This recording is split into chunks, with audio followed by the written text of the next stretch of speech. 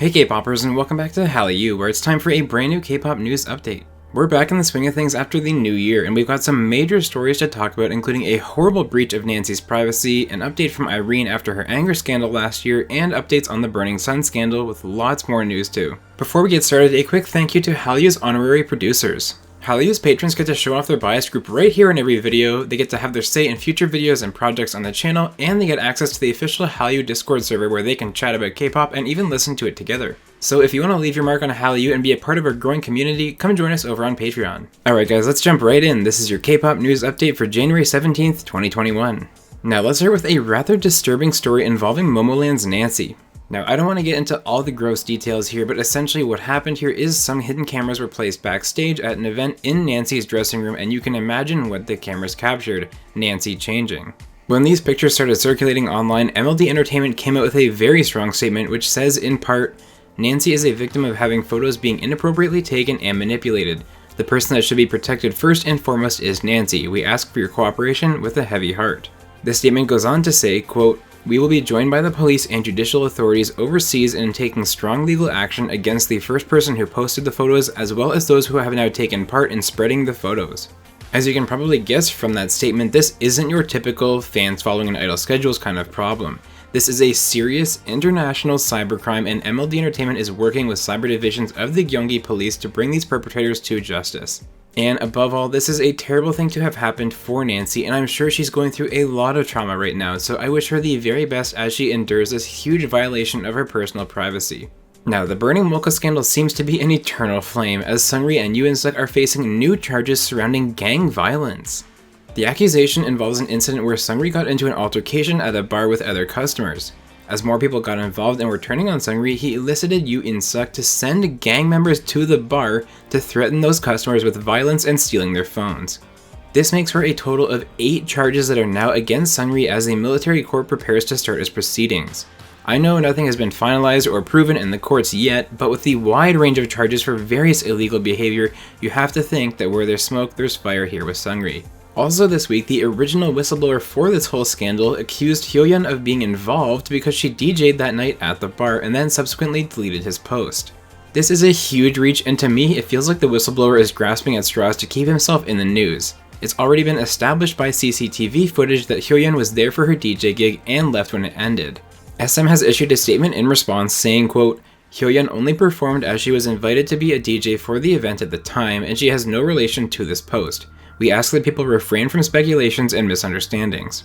Hyoyeon also took to Instagram refuting that she saw anything other than the usual people drooling over each other and drinking at the bar.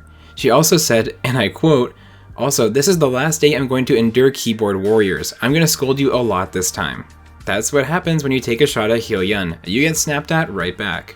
Red Velvet's Irene posted a belated New Year's message where she addressed the anger scandal that she was facing this past fall.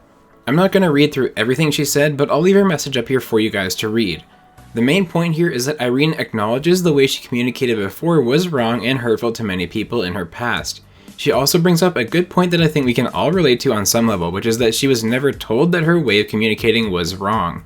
Since people would knuckle under or tolerate the way she reacted and spoke because of her being an idol, she never had that wake-up call that something needed to change. Irene ends off the message promising that she'll be back and better than ever after some self-reflection, and asking people to not give anyone involved in the scandal any more grief. So everyone, put away your pitchforks. Yes, the stories about Irene were true. No, Irene is not the devil incarnate. And yes, she acknowledges her mistakes and is growing and improving as a human, like we're all doing every single day. I personally want to congratulate Irene for accepting the criticism and taking it into consideration to become a better person going forward. That is not an easy thing to do. Now, there's still a bit more news to talk about with GOT7 this week. In case you've been living under a rock, you'll know that the boys officially left JYP last week and did not renew their contracts. And if you didn't know that, well then definitely subscribe so you stay in the know from now on. Anyways, this week JYP Entertainment finally came out with a definitive statement confirming this. It says in part, "Following thorough and in-depth discussions with GOT7 members, GOT7 will conclude their contracts with JYP Entertainment as of January 19th. The decision was made following an agreement by both sides not to renew their contracts." And in some related news, as the members start to pick up their solo careers, JB has made his solo account public under the name JB. This will be his stage name going forward as a soloist. Alright, now let's switch over to the new releases that we got this week. We're only 2 weeks into the new year, but wow, is K-pop back at 100%. We've had some fantastic new releases come out this week. Let's kick things off with (G)I-DLE's latest track, ChoA, which is a successor to their song Han.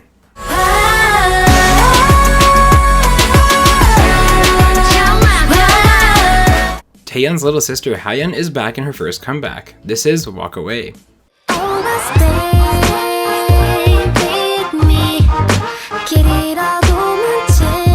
We've got a boy group debut this week as well in the form of T1419 and their song Asura Balbata.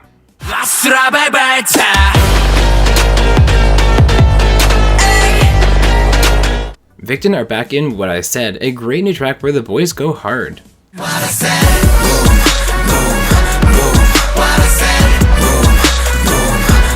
Dvwn released a delightfully easy listening song this week called Free Flight.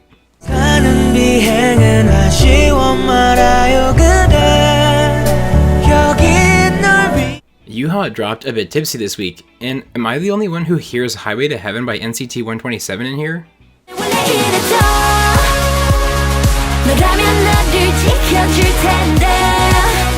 Yubin is keeping the retro vibes from 2020 going strong this week with her song Perfume.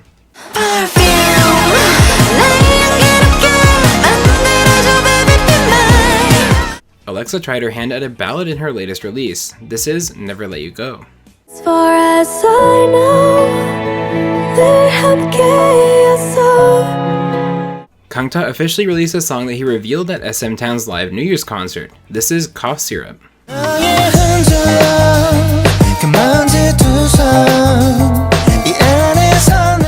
And last but not least, Treasure are back again with My Treasure, a nice feel-good song.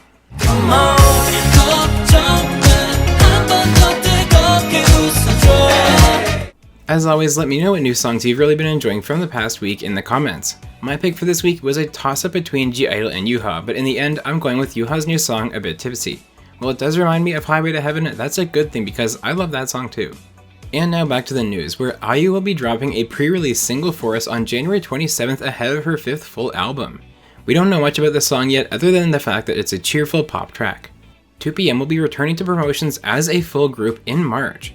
This will be when Junho finishes his military service, and it will be their first full group comeback since 2016. Legendary celebrity Yoo Jae-suk has donated 50 million won to charity to provide feminine hygiene products. These will be going to teenagers from low-income families who need it most. In some intriguing news, CJ E&M is allegedly discussing IZ*ONE's renewal with the girls and the various companies with which they're under contract. I would love to see IZ*ONE continue on, but it's hard to argue against Starship and Willem wanting to debut their members in different groups. Definitely let me know how likely you think this is in the comments. Blackpink's Jennie has landed the coveted brand ambassador role for Chumcharam Soju. Congratulations, Jennie! ChoA is returning to her first broadcast in 3 years. The former AOA member will be joining the reality show on and off as a regular cast member. It looks like Seungri will be collaborating with TVXQ's Yoonho on his upcoming album. As you can see in this teaser, it looks like the collab will be in the form of the song Eeny Meeny. In a response to backlash from fans, Dreamcatcher and My Music Taste have now come out and changed their plans so that the Road to Utopia showcase is now free. I think this is really just a big miscommunication, as in Korea normally showcases are free, but since this was planned to be bigger, there was a $7 entrance fee. The problem was that wasn't communicated to fans well enough, so it caused some backlash when fans questioned why the showcase wasn't free like every other showcase. Either way, they made the right choice in the end, and now it's free to attend for everyone.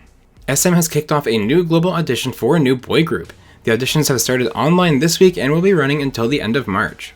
Gayoon of 4 Minute fame has signed a new contract with company Redwoods. She's gearing up to start some active promotions soon, and I can't wait to see what she's bringing to us next. Girls' Generation's Yuri's cousin Sungsun is soon going to be an idol herself. She'll be debuting in Shinsadong Tiger's new upcoming girl group Tribe.